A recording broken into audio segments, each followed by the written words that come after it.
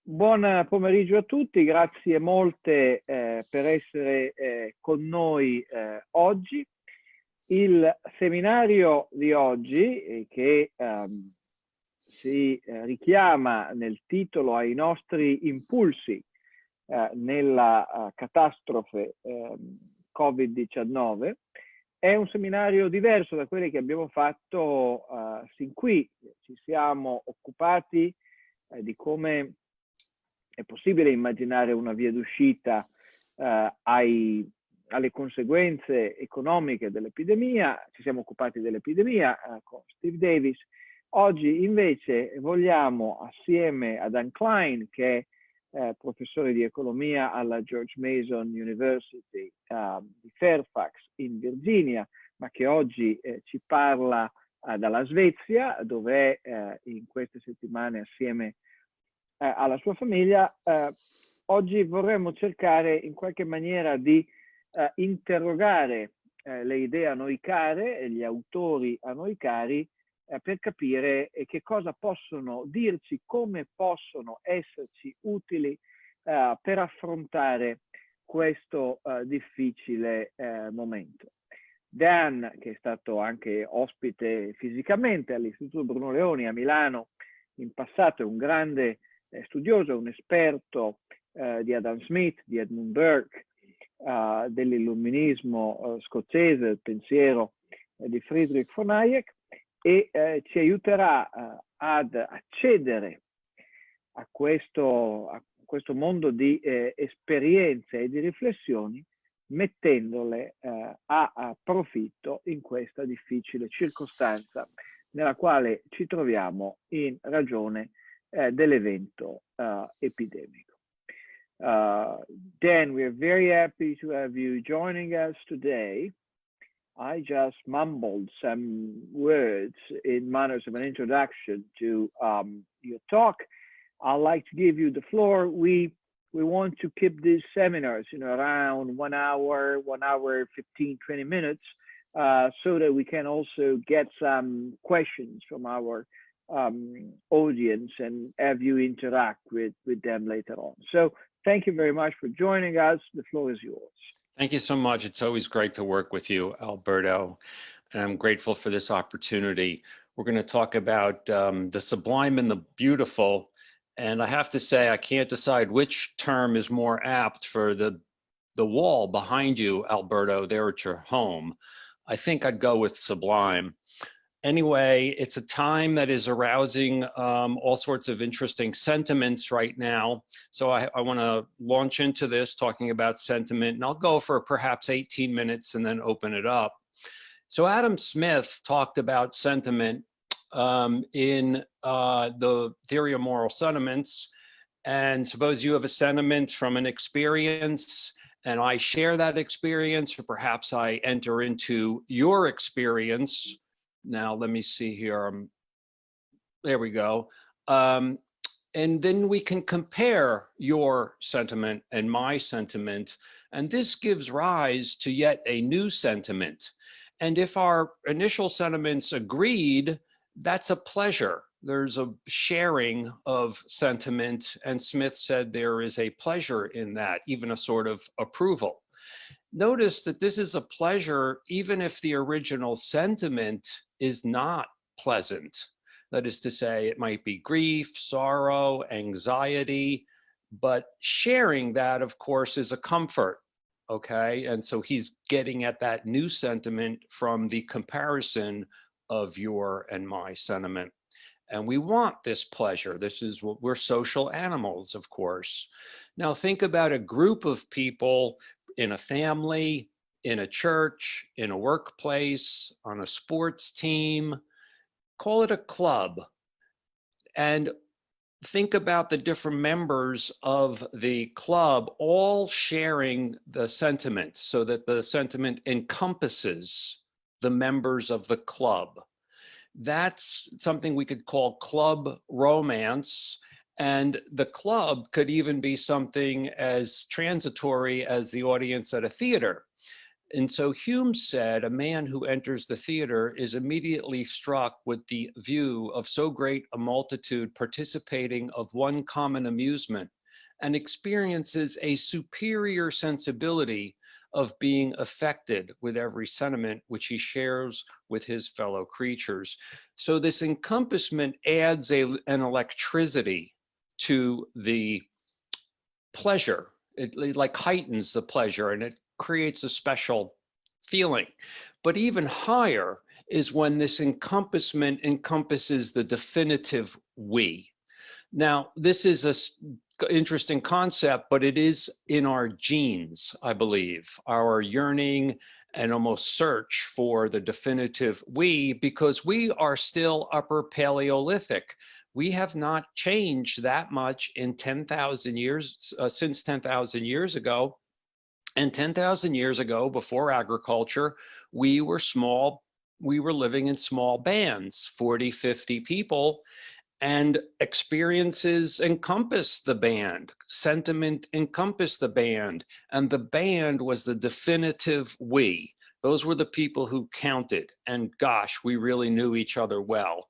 So we had this very special, and Emil Durkheim spoke of the elementary forms of religious life and described those in fascinating detail about the members of the band or clan coming together in a circular sort of way and erecting totems which represented sort of the god, which kind of represented the community itself, the we, and the good of the we, good, God. And then they had this very special electricity of encompassment, which he called effervescence. So effervescence is now the encompassment of sentiment in the definitive we. Now, do we have a definitive we today? Well, not really. I mean, maybe your family is very special to you, but of course, every day you interact with tons of people, and maybe even you're fond of people other than your, more fond of people than your family. You know, you could think about your municipality. Is that the we? Well, you go beyond that. You could go up to the top polity, the nation state, and, you know, is that a definitive we? Well, there's other nation states right now where communicating and sharing sentiment and experience between Stockholm and Milano, and I'm sure others are watching from elsewhere. So that we don't have a definitive we. The closest thing might be all of humankind. But, well, first of all, that doesn't really preclude anyone else. So there's no one being excluded from the we, which makes it a little weird. But also, it's very hard and rare to share experience with all of humankind. Now, I do think that that's one thing that makes this moment. So in a way, it's kind of an atavism to search for this definitive we, but it is something which in a way is happening now in our COVID crisis. And we're experiencing, I think, a kind of COVID effervescence.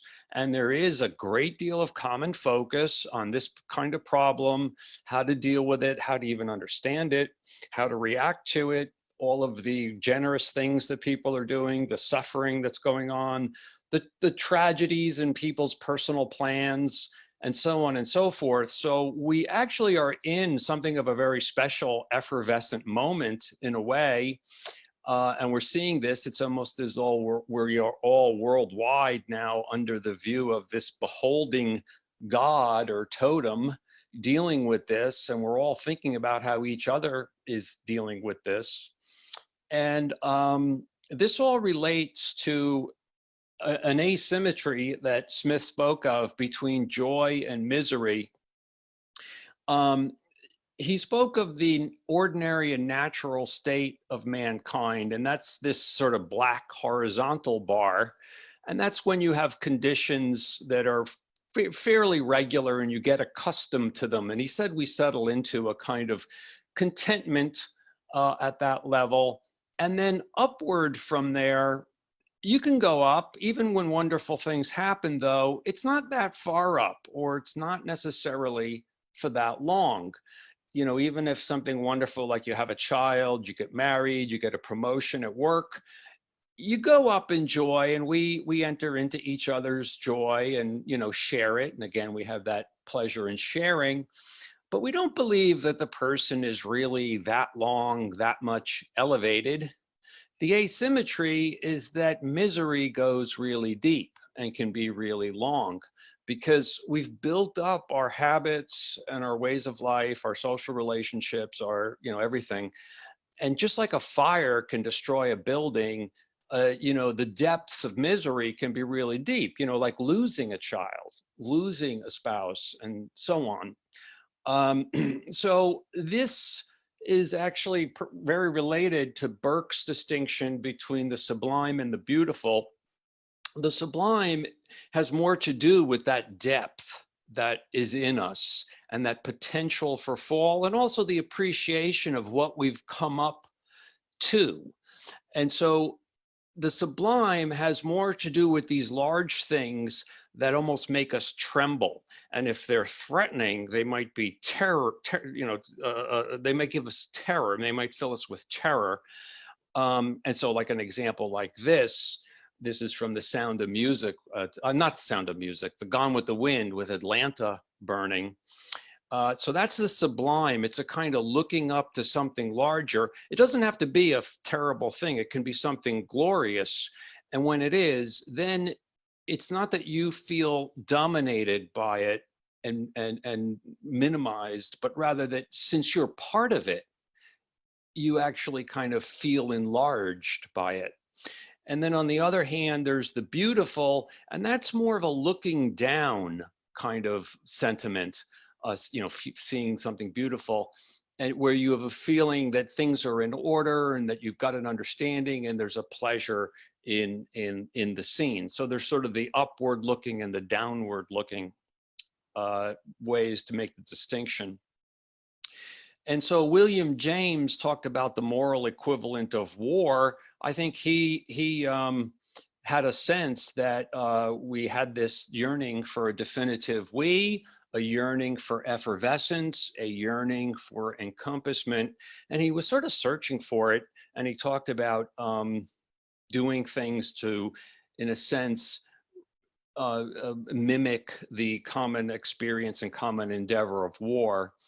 But at any rate, Bob Higgs has talked about how this happens so much in crises when people then do, when governments do large actions, partly on the call of this feeling of effervescence.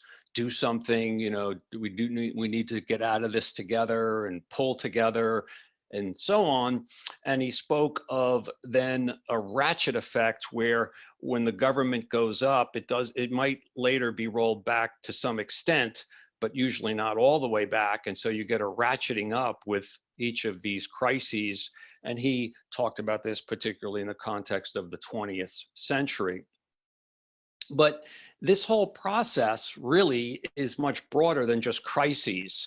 And I think there's been a movement, sort of, you could point to earlier figures like Rousseau, but then it really got going, I think, later in the 19th century, at the end of the 19th century, where people looked to government to recreate the definitive we, the effervescent experience.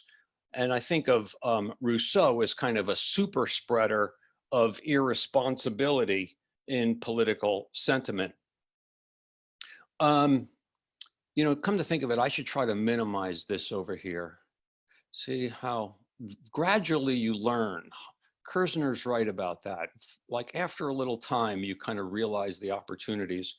Anyway, so Hayek, of course, talked about all this and formulated a sort of atavism thesis that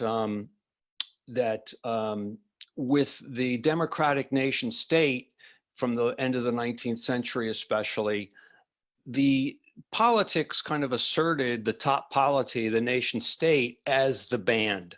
And it clicked into this whole band mentality, band instincts and penchants. And that led to the resurgence that created a surge, I should say, a burgeoning of big government. This is the atavism thesis that collectivist politics of, you could say, especially the 20th century, represented this atavism from the band instinct, kind of transferred to politics in a quite wrong-headed and irresponsible way. And I've talked about this as the people's romance, where we try to gain this effervescence through political action, political community, to explain why people love government as much as they do. I think that's something to explain because I think they love government too much. Okay, so why would people love something too much? And when I say government, you can think of that as the governmentalization of social affairs. So we've got our crisis on hand now. So to turn to that a little bit, all sorts of things are happening, of course.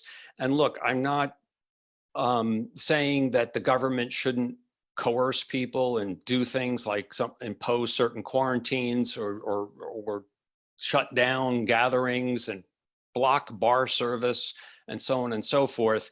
There are no absolute libertarians in foxholes. But I do feel that probably most governments are going overboard in all this with the do something instinct. They're probably going too far, and probably some of this is going to get locked in, ratcheted in, just like Higgs talks about. So I think that's a really sad thing that I think is happening. It's going to happen in a big way. The whole focus on the problem, the disease and the suffering, has made us think about how some of our standing policies have been blocking adjustment and reaction to the crisis. And we realize now the lack of beauty in a lot of our standing policy. I started making a list when I started preparing this presentation of things I heard about being eased up, liberalized because of the crisis. And I started making this list, and then someone said, oh, these folks have been making a list. So there've been, this is just the United States, 274 regulations waived to help fight COVID-19. And they're updating this page every day. So this number will keep going up. So it's really fascinating that, in this crisis, we sort of see that these interventions and restrictions are hurting us, and so much so that we have to waive them. This is nothing new. This is Charles II. He imposed restrictions on imported grain, and then later there were subsidies created for exporting grain. But as Smith pointed out, in times of famine, they had to lift these restrictions. And Smith says the necessity of these temporary statutes sufficiently demonstrates the impropriety of the general one. In other words, Smith is saying the fact that we see that this is the general one is a bad rule in bad times should also make us see that it's a bad rule for good times, okay? And when he says impropriety here, that is ugly. It's another way of saying ugly, because Smith had an aesthetic view of human conduct. And so impropriety is an ugliness in human conduct. Had the system been good, he says again, England would not so frequently have been reduced to the necessity of departing from the system of policy, regulations, and restrictions. Were all nations to follow the liberal system, they would achieve the most effectual preventative of a famine. So what's the most effectual preventative of a crisis like COVID-19? It's liberal policy. It's having well-built buildings, large supply chains, flexible labor markets, et cetera. That's the most effectual preventative of human suffering. An earthquake hits, and why does it kill so many people in very poor countries, but not so much an equal earthquake in a rich country? It's because the buildings are so much better. And that's generally because that country's enjoyed freer markets and freer enterprise. Health is wealth, and wealth is health. The affected anxiety, he says, about so-called consumer protection restrictions of the lawgiver, lest consumers should employ an improper person, is evidently as impertinent as it is oppressive. So he wants to remove many, many restrictions that have been long-standing. They are bad in bad times, and they're also bad in good times. They're ugly in bad times, and they're ugly in good times. Now, I happen to be in Sweden, and we could talk about whether Sweden is avoiding a pitfall in the way it's dealing with the crisis, because, you know, it's kept up a relatively liberal policy regime without strong lockdowns and so on. This is something we can bring up later. Let me just float something. Sweden's central zone, that's a concept, the central zone. Sweden's central zone better faces up to the ugliness of certain types of governmentalization. Why that is and so on is something we can talk about. So in conclusion, it is ugly to indulge certain impulses to effervescence and the sublime, namely impulses that lead to the governmentalization of social affairs. It is selfish not to tame such impulses. Thank you for your attention. Thank you very much, Dan. I think this was a very inspiring talk. We're waiting for questions, but in the meanwhile, I would like to ask you a couple.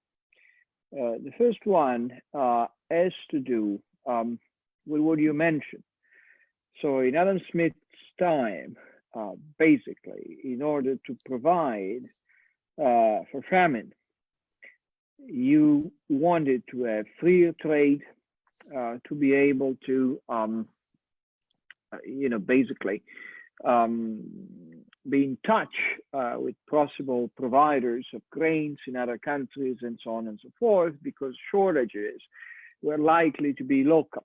And so you wanted to access foreign markets. At the very same time, we are these days in a narrative by which instead COVID-19 is in a way the result of extensive division of labor, the result of globalization, viruses, travel. And so lots of people are arguing that for certain kinds of production, like face masks, for example, what we need is actually reshoring, therefore shortening supply chain.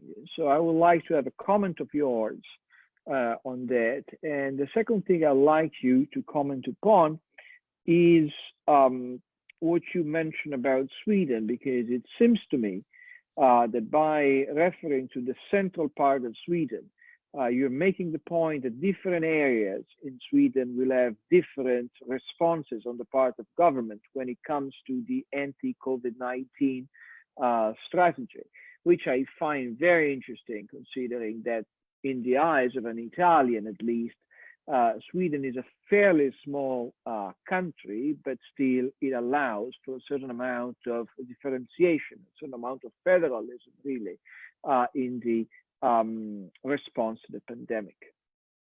Thank you, Alberto. Let me take the second first. Okay, the central zone is an expression I picked up from Edward Shills, a sociologist. And actually, it's not a literal geographic reference about the center of a place at all. It is rather... Stop sharing. Okay. Rather, it is... it's a sociological concept about the people who have influence and a kind of ongoing influence and feeling of responsibility, and who kind of know each other and interact, and quietly perhaps tend to set the course of politics, maybe even culture to some extent, in the nation. So it's not geography, it's sociology. It's sociology. And what I would want to suggest is that it's, if you like, it's a kind of ruling group, but it's not really ruling. It's just people of influence, people who talk to each other. It might be quite open too. I mean, public intellectuals would be part of it and have been and are very much part of it in Sweden. I mean, in Stockholm, people still read the two major papers, and it's common knowledge that everyone who's part of the conversation, as it were, has read those two major papers, and that they take them seriously, and it's not just fake news, and that they talk to each other, and that they kind of regard each other as trustworthy participants in the conversation, and you know, even if it's a political adversary, hey, this is my third cousin, and I'm not going to demonize you, and you are not going to demonize me. There's other things involved here, like companies and families and the organizations, including the employers organization, which is very important in Sweden. And so you get it, you have a sort of central zone of sociologically, and it functions much better in Sweden than just about everywhere, I am convinced. I mean, maybe Iceland, but you know, I mean, you know, or Singapore. I think maybe you could say the same about Singapore.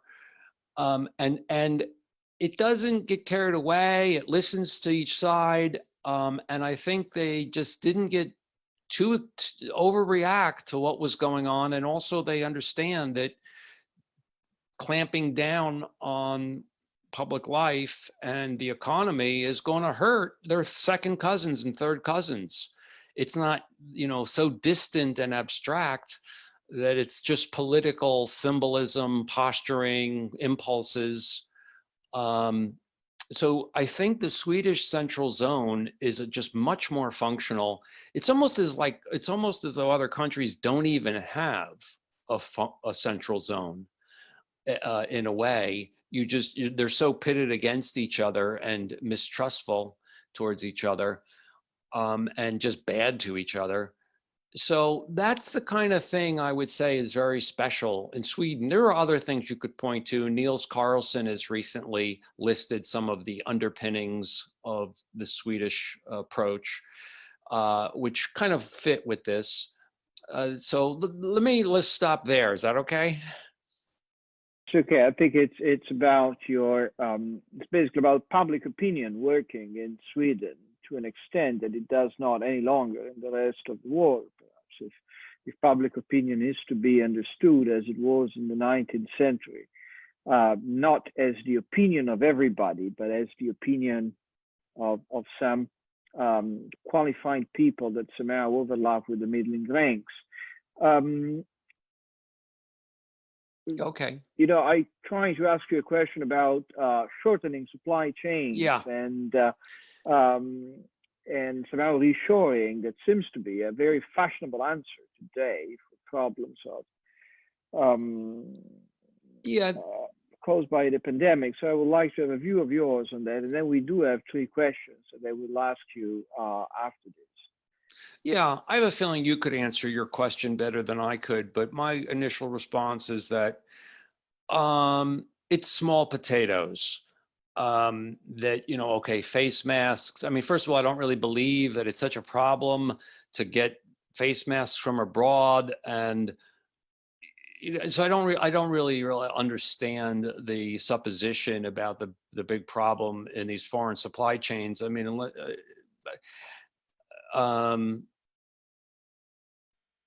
I don't see much of an argument here for this kind of shortening of supply chains, the government kind of forcing shorter supply chains.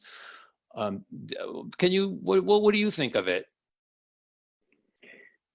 Well, I tend to share your view, and I'm quite frightened by the idea that, you know, basically the crisis, as any other crisis, will be used as an argument against globalization as such. Yeah, I'm with you.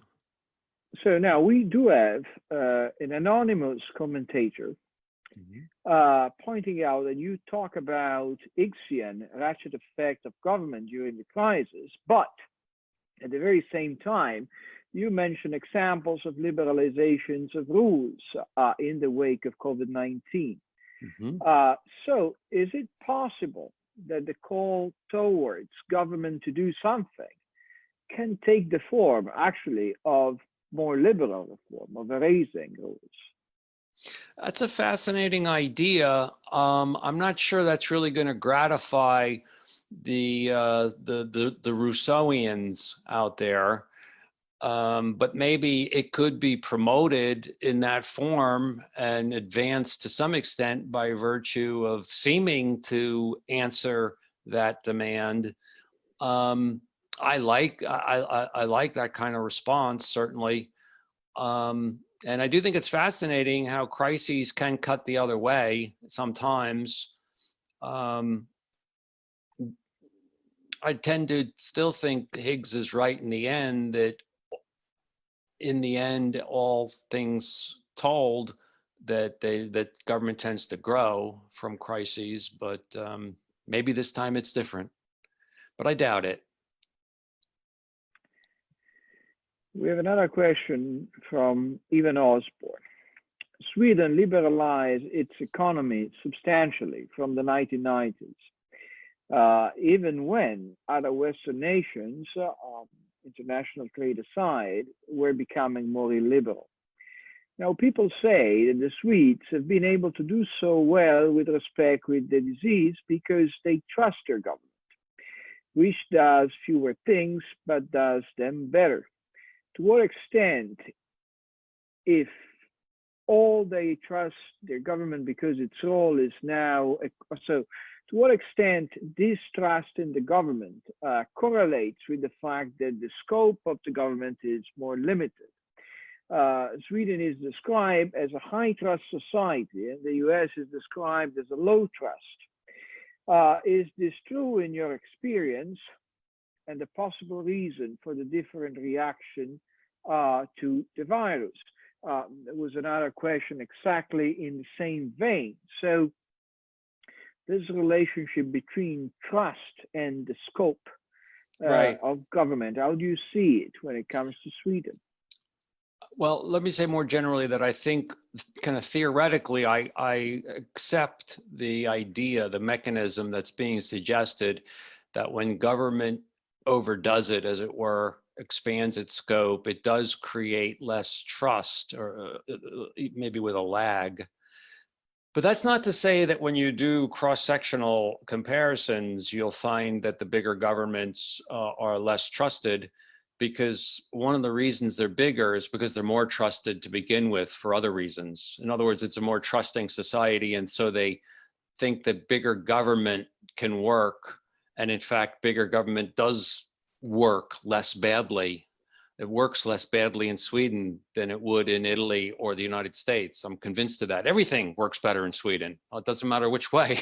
It's going to be better than in Italy or the United States. So in that sense, it won't show up in the data. But I think that's right. And trust is a big part, certainly a big part of how Sweden is governed, and I think this relatively liberal course during the crisis, they do trust their, I mean, average Swedes do trust, I think, their governments more, their authorities more, their public services more, their experts more, and it's mutual. And then they say, hey, this is serious, keep your distance, only do what's necessary, etc. And people respond, you know, they get the memo and they take it seriously. I think one reason that the immigrants have been harder hit in Stockholm is that they didn't get the memo, or they didn't know to take it seriously. I mean, there could be other reasons as well, but that's one explanation that's been given. So I do think trust plays a big part of what's going on. Cool. So trust, in a way, is strongly correlated with the extent of government action. One interesting takeaway of this crisis is indeed the fact that, I mean, more states that are apparently far more successful are not necessarily bigger states. If you consider Taiwan or South Korea, speaking about states that by size are comparable with European states. I mean, I think Taiwan is 25 million people, South Korea is around 50 million. Nonetheless, I mean, the public spending to GDP ratio is around 20-25%. One interesting point which is raised is that trust doesn't necessarily mean trust in government, but trust in fellow citizens and, in a sense, trust in institutions at large. So how do these things actually get together? So who's getting the memo? And I'd like you, by the same token, if you could elaborate a bit on your point about immigrants in Sweden.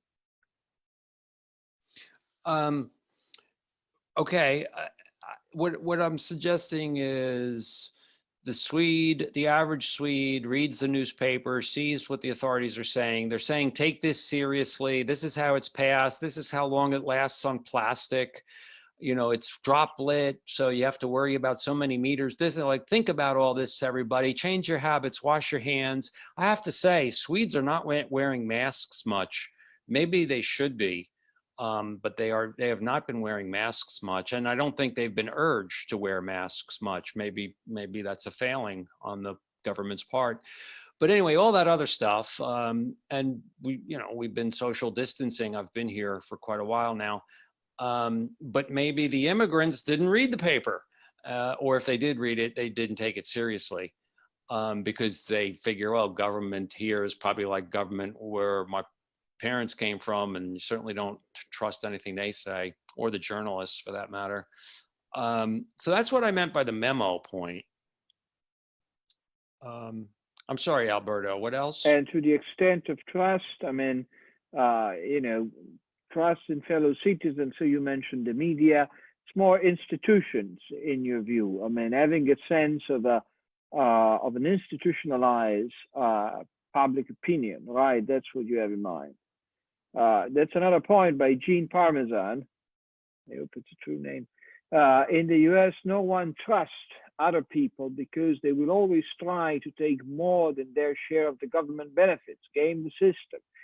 And Jan points out that next to the essential element of trust, what about the state delivering on its promises and hence creating its legitimacy, which I think really goes in the direction of your trust argument. I don't know if you want to add something to that. I think I follow a little better the idea. So the government sort of trusts. I mean, let's get out of Sweden and think of a place where people don't trust their fellow citizens.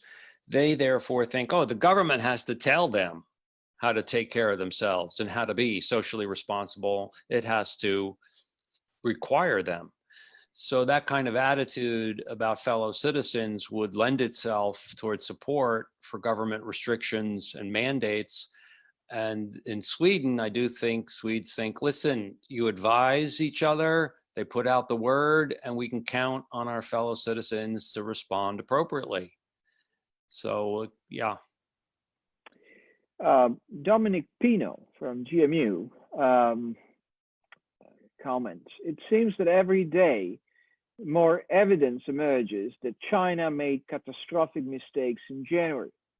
It seems they covered up mistakes at the virology lab in Wuhan, well, it's still questionable, out of fear of displeasing CCP overlords. Their influence on the World Health Organization also led the WHO to ignore early warnings from Taiwan, that's absolutely confirmed, that could have made a big difference in getting out in front of the virus. What's a Smithian liberal to do in response to China's bad action that have put the entire world at risk? That's a tough one. Yeah, I don't, I'm not sure what to do. You got bad actors out there, and I'm not sure our domestic policy is going to change that. Maybe there is cause to not support WHO. I'm not sure there was ever cause in the first place for the taxpayer to send money to the World Health Organization. I'm not sure what else Dominic might be thinking or looking for. I suppose, I think this question basically raises, the the point of geopolitics in a world in which clearly China became a far more cogent power in the last few years, but in which, alas, the process of modernization and opening up of China to market ideas and developing of a middling rank, and therefore of a more liberal public opinion, somehow stopped sometimes in the late 90s, early 2000s. So clearly nowadays, lots of people want to play the protectionist card against China.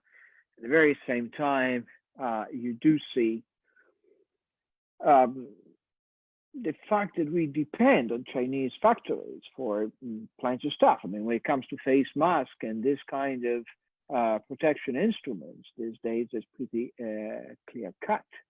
So I suppose that Dominic wants to figure out how flexible you'll be in defending your free trade principles in face of this evidence of Chinese mismanagement. The idea of using economic policy to kind of keep China back or maybe dissuade it from being bad to other countries, I don't rule it out in like a principled libertarian way. I'm practical that way. I'm not sure, how effective it is and so on. It's an interesting thing. I don't pretend to have a settled position about it, but my gut reaction is to stick with liberty, the presumption of liberty. Mine too. Zuzana from Prague is asking, what is your response to the idea that during a crisis, all libertarians become Keynesian and praise the government response to economic downfall in form of massive cash stimulus packages? Do we? Yeah, first of all, it's a do we. I don't think it's true. Certainly, I can think of some broadly libertarian figures who have favored that. This gets into similar kind of compromise issues. I'm not really so sure it's a matter of Keynesianism. Might be a matter more of preventing widespread bankruptcy and a kind of chaos that supposedly will come from that. That's even supposing that there'll be this, widespread bankruptcy. Yeah, that's an interesting debate. It's happening also here in Sweden among different people on the more classical liberal side of things. Some people are saying the government does need to infuse support, relief, tax holidays, what have you, essentially to keep so-called sound businesses afloat. Of course, that assumes the sound ones from the unsound ones, rather than not doing anything special to help them in the meantime. I'm not quite sure who I agree with on this. Again, my instinct is to not do it. One argument in favor of doing it is the Higgsian ratchet effect in a way, because again, if there's a call and a kind of public demand, an effervescent encompassment demand, a people's romance demand for the government to do something, maybe it's better to do something that's patently pro-business because you're more confident that after the crisis, it will be rolled back.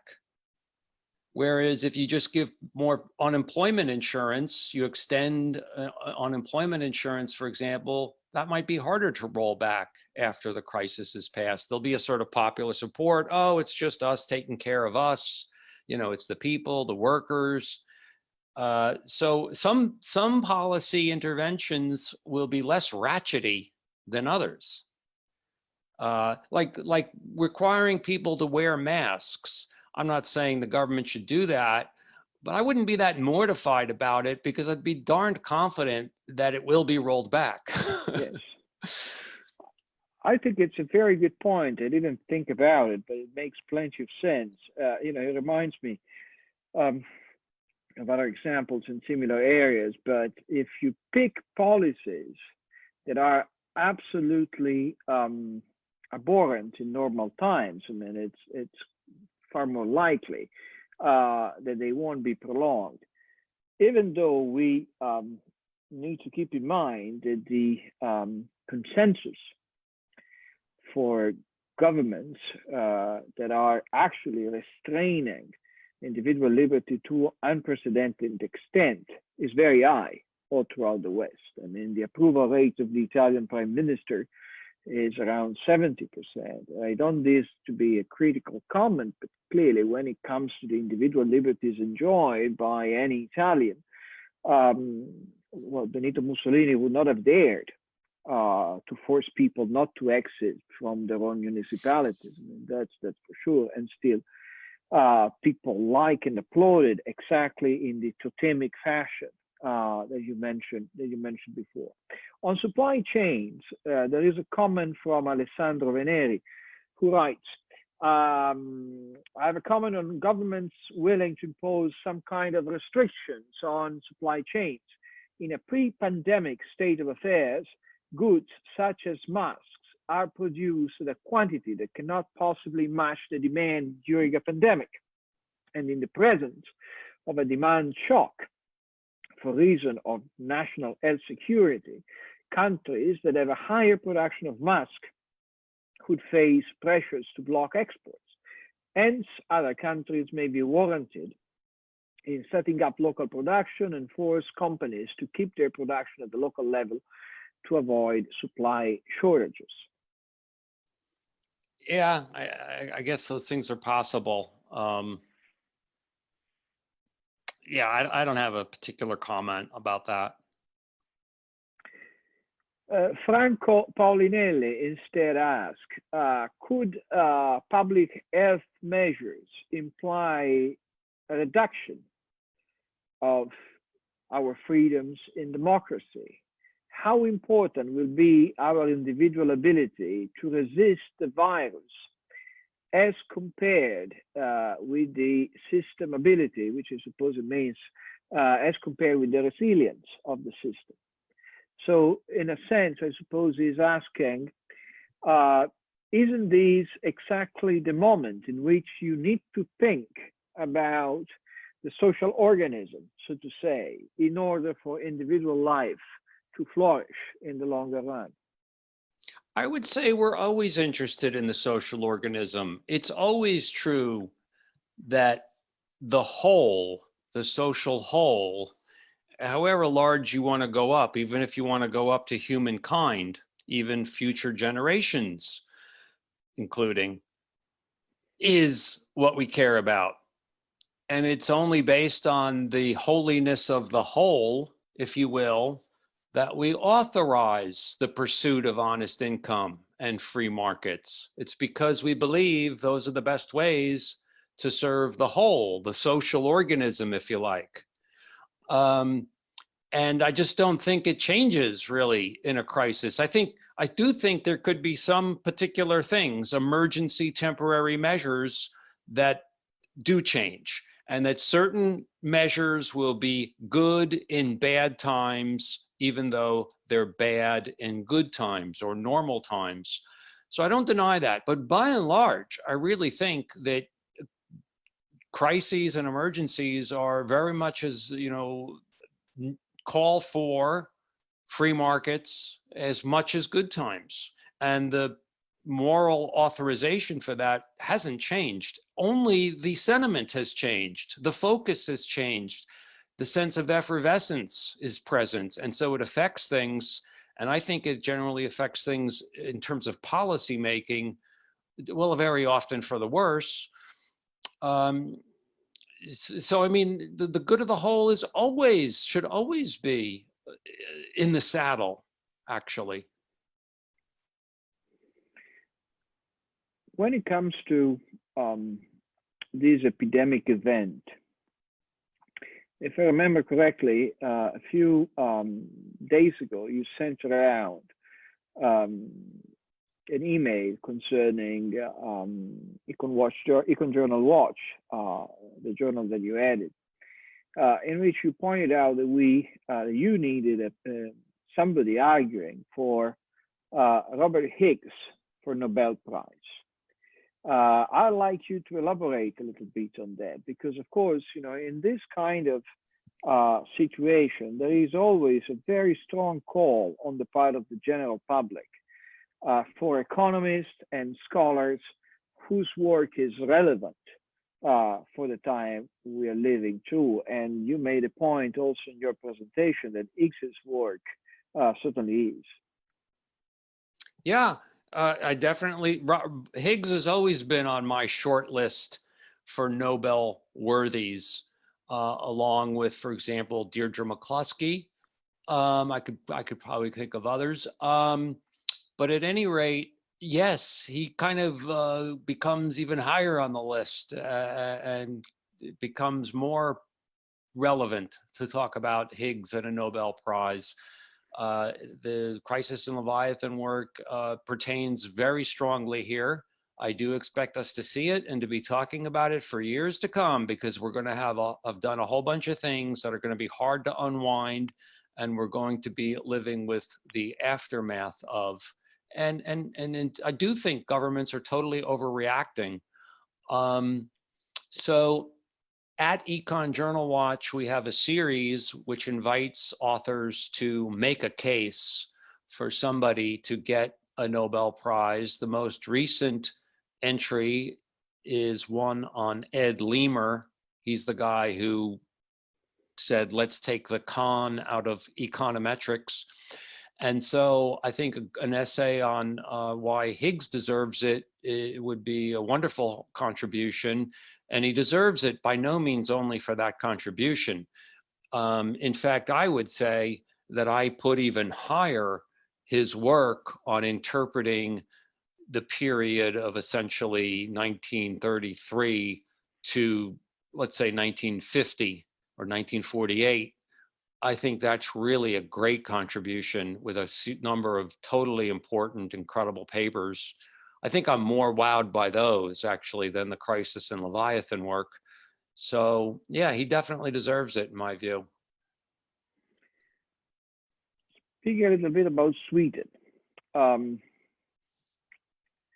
don't want to ask you a forecast, but what is the attitude? I mean, are people rethinking about their first reaction to the pandemic? How do you see Swedish people behaving in this crisis? You mentioned before that the governments are overreacting. What about the people? I mean, sometimes the governments are overreacting because the people demand such kind of reaction. Great question. And I feel somewhat informed, but you shouldn't certainly take me as deeply authoritative. My wife, of course, is Swedish and an academic and a sociologist and reads the newspaper. And so she knows what's going on to some extent, but I don't want to, make her responsible. But, we talk a lot. So I think that people are not freaking out. I think there's split opinion, and there's petitions going around by some academics and social scientists and scientists saying, oh, the government has to do more, it should clamp down more. But I don't really think that public opinion is unhappy with the relatively liberal regime they've been doing. And again, I would make something of a distinction between the opinion of the average guy and the opinion of the central zone. And I think one of the wonderful things about the Swedish central zone is that they pay attention to what the average guy thinks, but not necessarily that much attention. And I think the parties in Sweden, left and right, for the most part, want to keep the Swedish economy going, have that sort of trust in fellow Swedes and so on. So I'm kind of confident that the course in terms of dealing with the pandemic is not going to change much, at least not tomorrow or anything. That's a little separate from the issue of, so what is the government going to do about the broader economic fallout of this whole situation? And there, I'm really not sure. I think it's very possible that the Swedish government will overreact, as it were. But it hasn't yet, so far as I know. And I think I would know. So I think that's a very important point you're making. So this more liberal approach is something that has to do, so to say, with personal freedom, with freedom of movement, and even with freedom of aggregating somehow in smaller groups, of course, and the way in which social distancing is applied, then with, macro gibberish of the kind most of governments are supplying us with these days. So on this second front, you think it is still possible, if not likely, that Sweden will go into, some full-fledged experiment in stimulus, quote unquote, of any sort of kind. Am I reading you right? I think there's debates going on about what the government should do fiscally and financially about, the long-term or long-lasting downtrend and the hazard of pervasive bankruptcies and unemployment, and all sorts of possibly government activist policies, I think, are being discussed. I don't necessarily think they're calling it stimulus. I think it's more about not having things go under, like helping them through. So I'm not sure, I don't really have a prediction about how that's going to go. I think you're absolutely right. I mean, calling it stimulus, as I did, and lots of people are doing, is quite unfortunate, because in some sense, these are not stimulus packages, but they are compensation packages. So the governments are trying to compensate for the damages inflicted upon their economy by government's own decision of locking countries down. We do have a comment from Larry White. It's precisely when the rule of law is inconvenient that we must need to respect. Seems very wise to me, but I'd like you to elaborate on that a bit. It's precisely when the rule of law is inconvenient that we must need to respect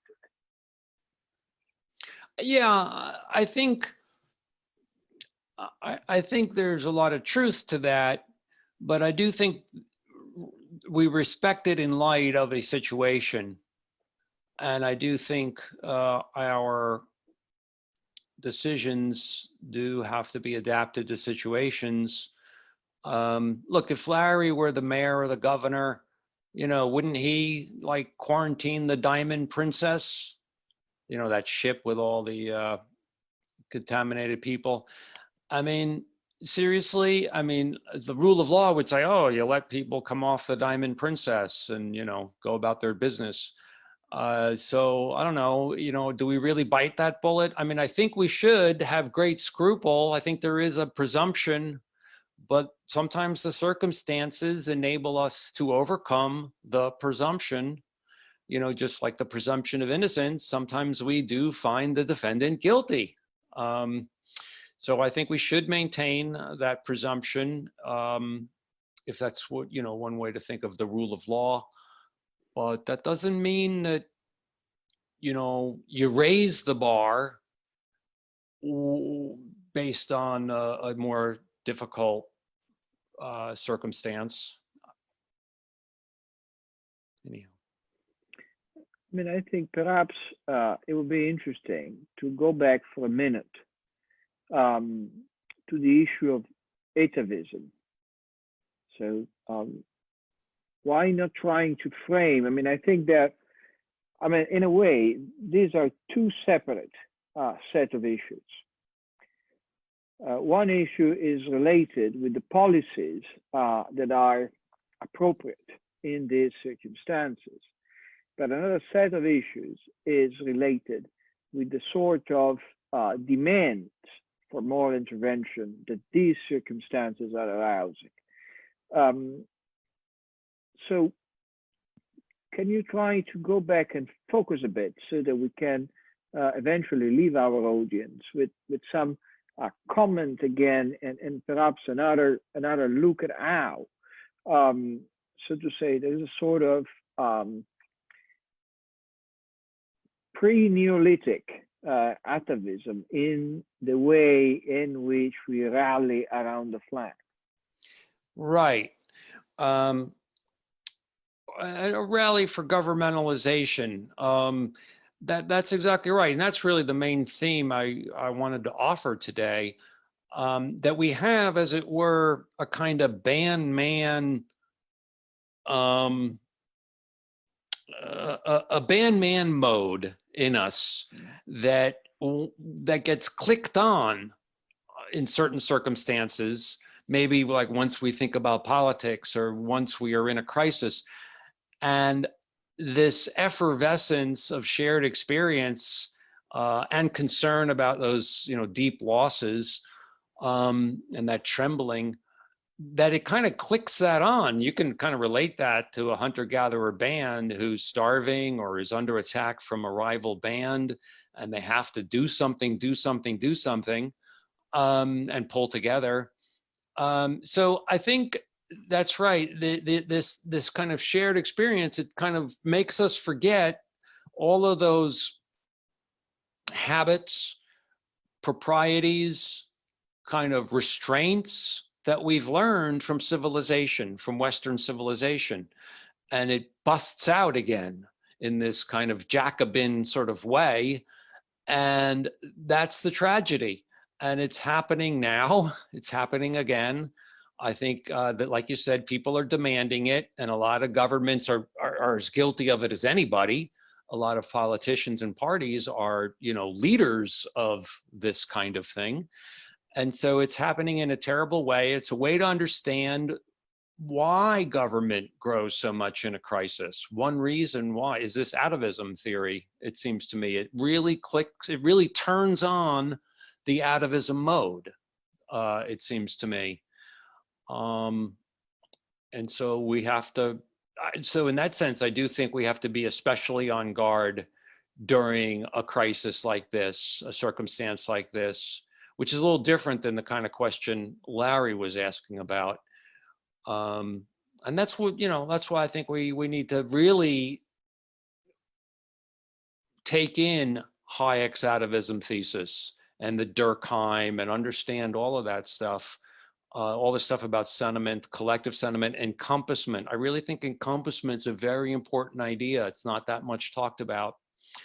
So, that to me is like the main theme I'm trying to put across. When thinking about our predicament, of course, we go back to our readings in the classical liberal tradition, but more broadly in political philosophy. And I think it is not by chance then in your talk, you mentioned Smith on shortages, but you did not mention Smith on plagues or Smith on epidemics. I do find it surprisingly difficult, but at the very same time fascinating, to find any references in classics, so to say, of course, not Thucydides, but thinking about this sort of modern political thinkers, references to situations similar like the one we're living through. And my guess is that it is so because epidemics were a regular feature in society's life.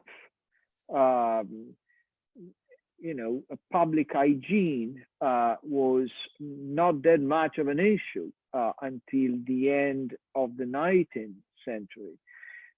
So for scholars and thinkers in the beginning of the modern era, this was something so common and widespread and so much part of human experience that you did not elaborate on the extent to which government could deal with it, because we're just like, dealing with sunrise or sunset. You cannot. And later on, of course, in the 20th century, by and large, at least in the developed world, the memory of very important episodes like the Spanish flu in 1820, 1918, 1920, was basically lost. So we do have very few points of references, don't we, when it comes to classics and this sort of issues. Yeah, and in my own reading, I completely agree with you. I can hardly think of a thing in the stuff that I've read. There is a mention of leprosy in Smith, and he is prepared to make exceptions to the liberty principle with respect to outbreaks of leprosy, but it's very, very passing remark. So yeah, I really can't think of much in that vein, and it could be for the reasons you say. I read a lot of Mill too, and I don't remember him remarking on it. Which is, of course, interesting because cholera was really a disease of the 19th century, but for its extension all throughout Europe, and of course smallpox. So societies were used to deal with it. In a sense, I suppose that thinking about disease and politics is something that may vindicate something that we all tend to dismiss, which is climate theory. But in a sense, climate theory is incorporating, openly or not, some assumption about disease and outbreaks and this sort of troubles in different settings. But I think that is, so far as I'm concerned, something I'd like to see developed in the next few months. Perhaps people trying to use the wisdom of the past to understand, the particular predicament we are in. When it comes to the U.S., I mean, you talk a lot about Sweden because you've been in Sweden ever since the outbreak. But when it comes to the U.S., what's your feeling? You mean about what the government is doing at present? About what the government is doing and the impact of the pandemic on the American mind. Yeah, I feel a little distant, I have to say. I've been here since March 9th. I mean, I very, you probably saw David Henderson's clarion call for liberation from the lockdown. And I think I largely agree with that. Again, it's not to say that everyone should go back to doing what they were doing, of course, but that the government should let people make their choices much more. I just don't really know what the average opinion is. And I'm really not sure where Trump's pointed and headed in all of this, but obviously there's going to be huge deficit spending and everything else. So I don't know. It's just more of a mess. I don't have anything special or insightful, I don't think. Yeah. When it comes to the insights of Sweden, and then we will thank you and say goodbye. You stressed the uniqueness of Swedish public opinion, the extent to which different parts of the Swedish society are capable of talking one each other, which is indeed rare. in the contemporary world in which public opinion is strongly polarized basically everywhere and quite unwilling to take into account other people's view. Do you think, is that just the output of, is just a result of Swedish history? Or does it have something to do with the size of the Swedish state, nation, of the Swedish population? You know, you mentioned immigrants not doing very well in the epidemic. Sweden has been a very welcoming country in the last few years, and then vis-a-vis what was by then, you know, the prevailing attitude all throughout Europe, still a more hospitable, more open country to newcomers to the other side. So you know, really, I know it's very difficult to assess how much is culture and how much is institutions, because clearly institutions are influenced by culture and the other way around. Culture is influenced by institutions. But, you know, what are the secret ingredients in the recipe? Yeah, that's a great question. And it's hard to say this is the thing to be explained and this is the explanation. And of course, you know, you've got your other Nordics, and they're even smaller and more homogeneous. At least Norway and Finland are, I believe. And yet we see a difference here during the current crisis in policy. I do think that for whatever reasons, Sweden has had a much stronger liberal arc in its history. And I think this goes back, well, to maybe the 18th century. And when I say more, I mean more than, let's say, the other Nordics.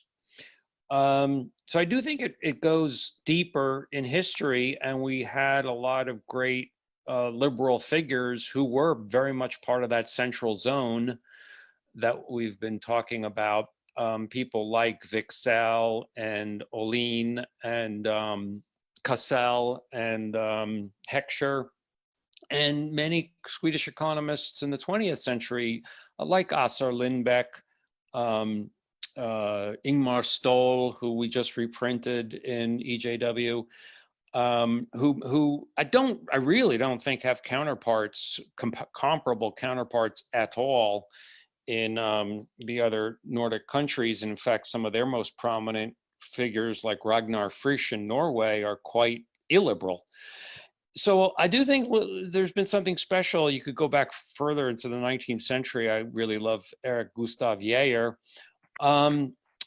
Also, I really think that the Confederation of Swedish Enterprise, what's now called Svenskt Näringsliv in Sweden, is very important. You know, they are partial funders of our friends at some of the organizations that you and I know and love. And they're right in downtown Stockholm. They're third cousin fellow Swedes doing responsible work, engaging responsibly in discourse and talking to, you know, all sides of the political spectrum. And it's, you know, I think per capita liberals are better funded in Sweden than in anywhere else in Europe. Actually, per capita, I think I'm almost sure that's true. So for a number of institutional reasons, historical reasons, I don't know, Sweden's had a deeper liberal streak than a lot of people realize. And so when Sweden went a little crazy, well, more than a little, in the, say, the 60s, 70s, and 80s, well, they turned back, you know, in the early 80s. They started reverse course. Again, I think kind of the central zone looked at each other, and the more liberal elements, you know, said we got to reverse course on this. And they got back to what is a little bit more of a traditional, I would say, Swedish attitude.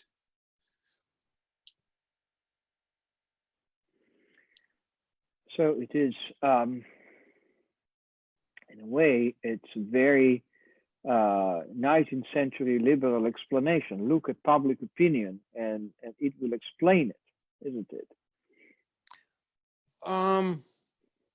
Yeah, I mean, you keep using the term public opinion, but I don't exactly think of the central zone as public opinion. It can be quite non-public, and maybe in a lot of its most important elements, it's not very public.